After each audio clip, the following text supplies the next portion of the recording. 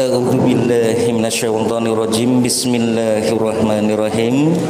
Assalamualaikum warahmatullahi wabarakatuh. Alhamdulillah wa nasta'inuhu wa nastaghfiruh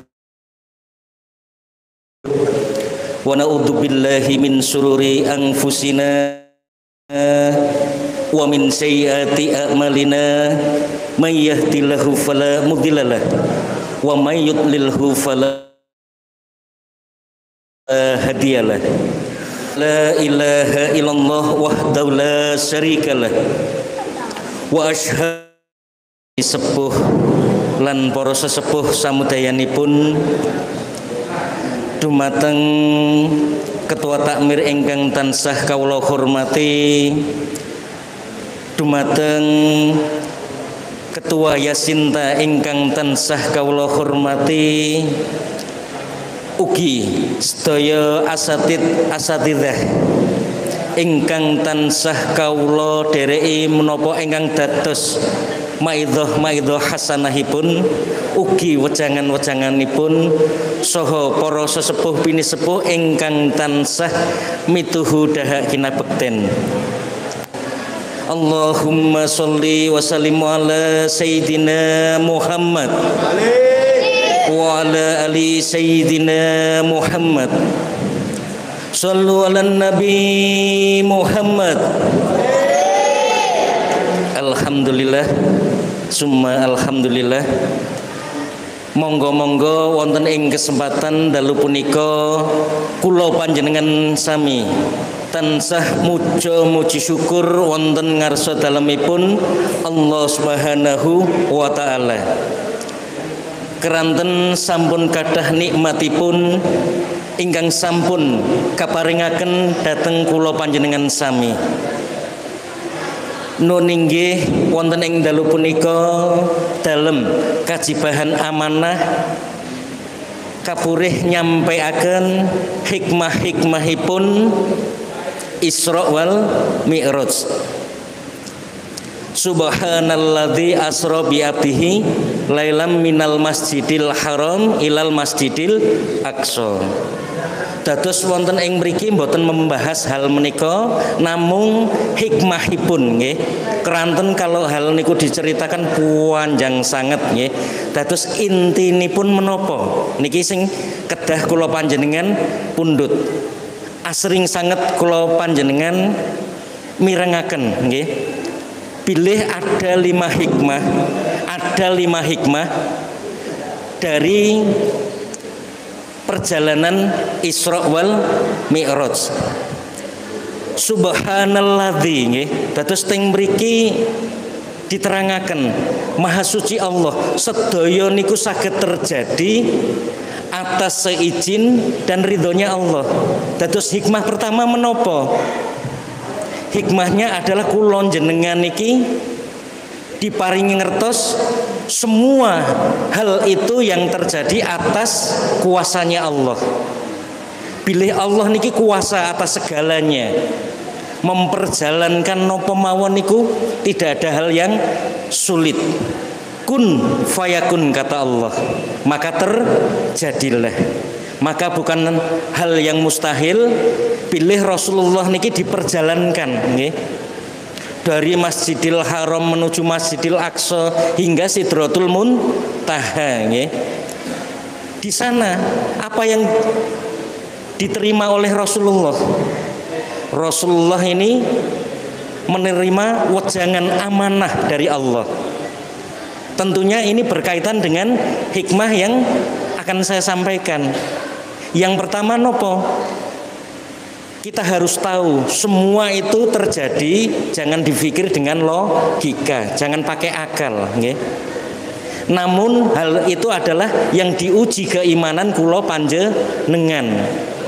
Jadi yang pertama, Rasulullah ini diperjalankan, artinya dikehendaki. Yang memperjalankan sinten? yaitu Allah Subhanahu wa taala. Kita disuruh untuk mengimani, untuk meyakini terhadap adanya perjalanan Isra wal Mi'raj. Kemudian yang kedua hikmahnya nopo? Nguji keimanan kula panjenengan, kersane tambah iman bahwa di dunia ini tidak ada yang tidak mungkin. Semua bisa terjadi kalau Allah ini sudah berkehendak. Kemudian di dalam kesempatan ini di saat kula panjenengan iki mempelajari, memahami ilmu hikmah apa saja yang terjadi di dalam pelajaran Isra wal Mi'raj. Yang pertama saya ulang lagi untuk menguji keimanan kula panjenengan. Karena yang ketiga, di saat Rasulullah ini sampai di Sidratul Muntaha, beliau dikasih wejangan oleh Allah Subhanahu wa taala. Bab nopo? Tentunya semua sudah tahu yaitu bab salat. Sampai begitu pentingnya bab salat ini kula panjenengan diingatkan berulang kali bahwa kenang-kenangan oleh-olehnya yang dibawa Rasulullah di saat Isra Mi'raj ini diabadikan dialognya di dalam sholat. At-tahiyatul mubarakatus sholawatut thayyibatu lillah, assalamu alayka, dan seterusnya. Ini semua dalam rangka mengabadikan dialognya Rasulullah kepada Allah Subhanahu wa taala. Kita tiap hari tidak kurang dari 5 waktu. Namun kenapa kula panjenengan niki tasih selalu lupa betapa pentingnya ibadah salat. Jadi oleh-oleh dari Isra Mi'raj ini Rasulullah niki pikantuk perintah bab salat, yang mana dahulu dikisahkan sebelum sampai menjadi 17 rakaat atau 5 waktu, Rasulullah ini sudah berusaha meminta diskon yang luar biasa dari mulai 50 rakaat dicoba dulu dicoba turun kepada Nabi Musa. Ya Musa, ini saya dapat perintahnya dari Allah Subhanahu wa taala untuk melaksanakan perintah sholat 50 rakaat. Ya Rasulullah, setelah saya coba ternyata tidak mampu, apalagi umatnya jenengan umatnya jenengan ini super susah, super angel nek 50 rakaat pasti keberatan Akhirnya diturunkan lagi sampai berulang kali hingga menjadi 17 rakaat. Setelah itu sudah tidak turun lagi. Artinya 17 rakaat ini pun juga dibagi menjadi 5 waktu. Terus apa makna dari Isra wal Mi'raj ini? 1, menunjukkan kekuasaannya Allah. 2, nguji keimanan kula panjenengan. Yang ketiga, turunnya perintah sholat. Di dalam kita melaksanakan sholat, monggo yang benar-benar, karena ini akan menjadi bekal kula panjenengan sami hingga menuju alam berikutnya setelah alam dunia, menuju alam kubur dan alam seterusnya. Ada sebuah kisah yang pernah terjadi pada Nabiullah Musa alaihissalam, yang mana saat itu ada sahabatnya Nabi Musa ini meminta kepada Nabi Musa, ya Nabi Musa, ketahuilah selama ini hidup saya tidak ada lain, tidak ada bukan, selalu saya gunakan untuk beribadah kepada Allah Subhanahu wa taala. Tidak ada waktu sedikit pun yang tidak saya gunakan untuk ibadah. Kira-kira kelak saya ini akan dibalas apa oleh Allah Subhanahu wa taala? Tolong tanyakan ya Nabi Musa. Kemudian apa? Nabi Musa ini menanyakan kepada Allah Subhanahu wa taala. Dijawab apa oleh Allah? Ya Musa, ketahuilah bahwa sahabatmu tadi kelak tidak akan saya masukkan ke dalam surga. Kenapa? Karena ibadahnya yang selama ratusan tahun ini belum ada apa-apanya dibanding rahmatku. Apa jawabannya dari sahabat tadi setelah mendengar jawaban dari Allah lewat Nabi Musa? Ya Nabi Musa, kalau memang Allah kelak menempatkan saya di dalam nerakanya, saya ikhlas ya Musa.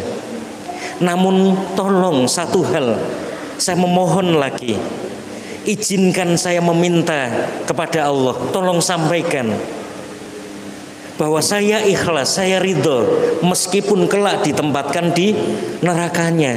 Yang penting tolong bikin badan saya ini sebesar dan seluas daripada neraka itu, supaya jangan sampai ada umat yang lain yang masuk ke dalam neraka kecuali saya.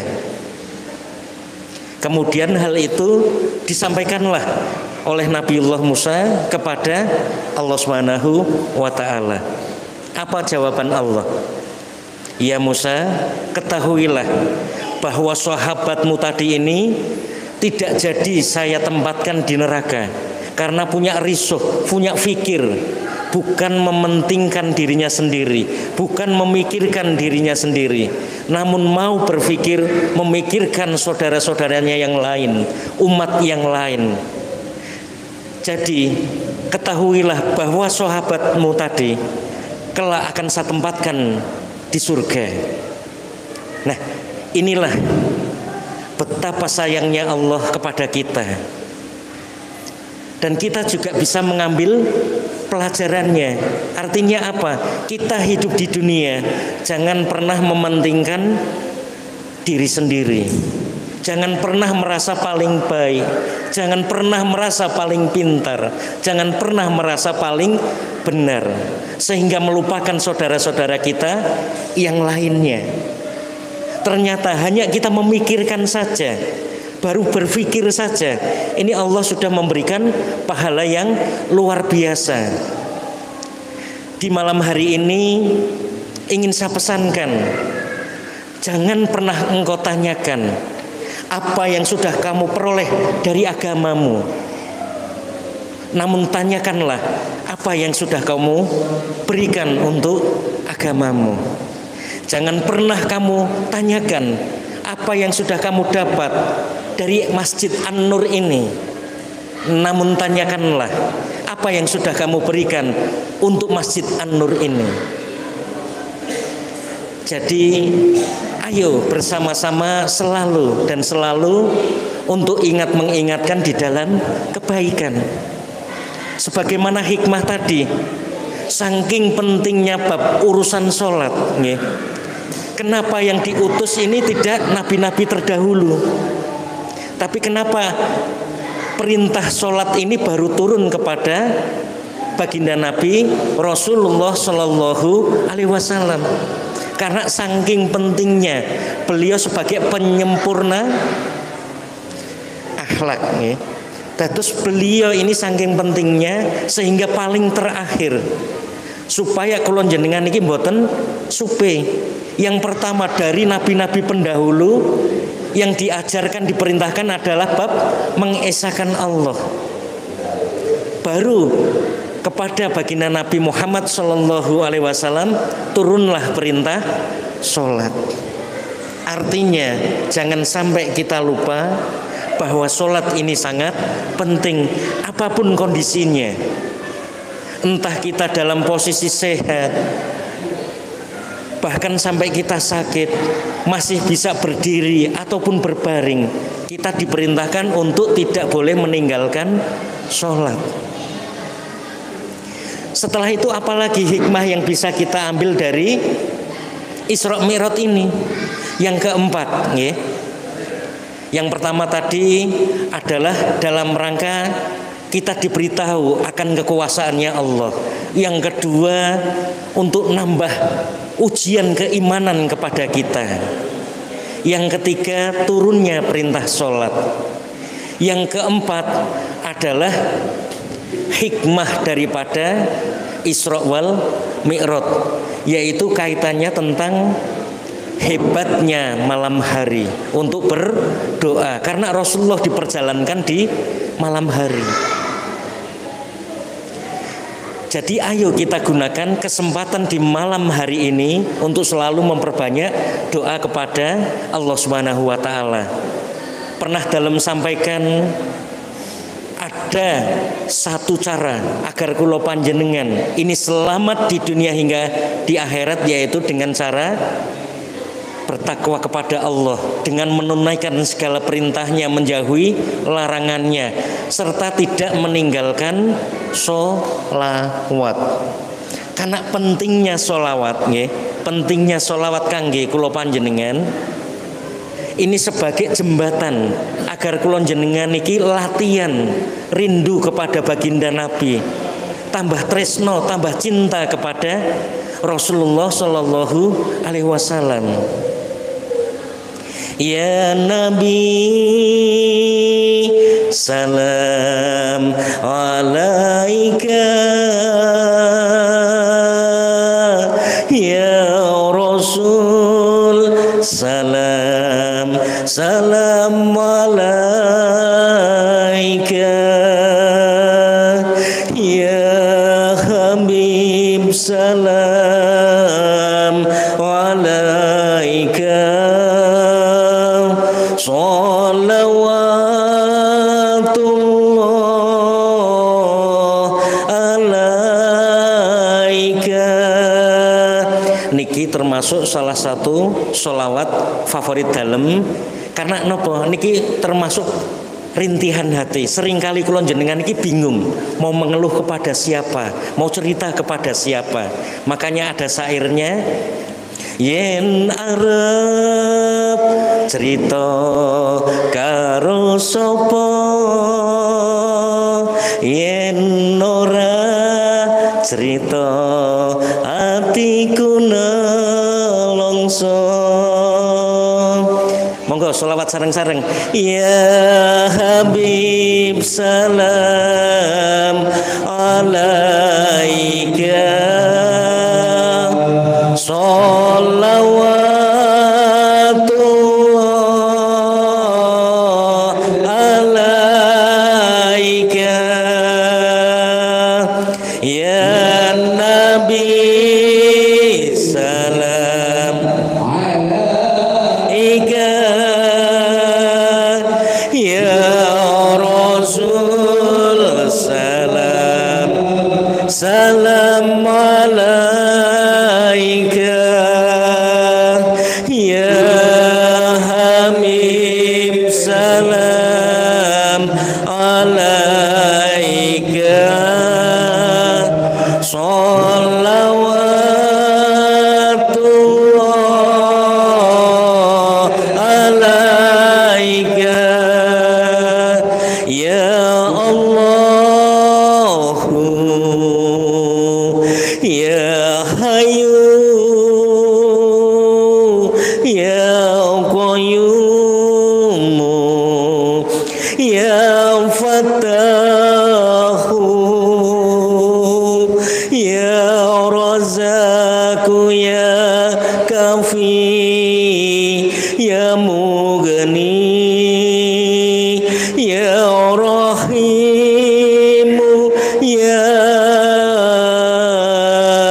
Wadudu. Shallu ala Nabi Muhammad. Alhamdulillah. Jadi mari kita ingat bersama. Yang pertama, pentingnya kita mengingat hikmah daripada Isra wal Mi'raj. Yang pertama adalah mengenai kekuasaan Allah. Yang kedua, menguji keimanan kula panjenengan sami. Yang ketiga, turunnya perintah sholat. Yang keempat, pentingnya berdoa di malam hari. Maka dari itu, apa yang saya utarakan barusan ini, yang saya iringi dengan sholawat, barang siapa lagi ada keluh kesah, ada kesulitan di dalam hidupnya, monggo dilatih, diistiqomahkan, dalam ijayahkan untuk bisa diamalkan bersama-sama, karena saking berkahnya, saking banyak manfaatnya.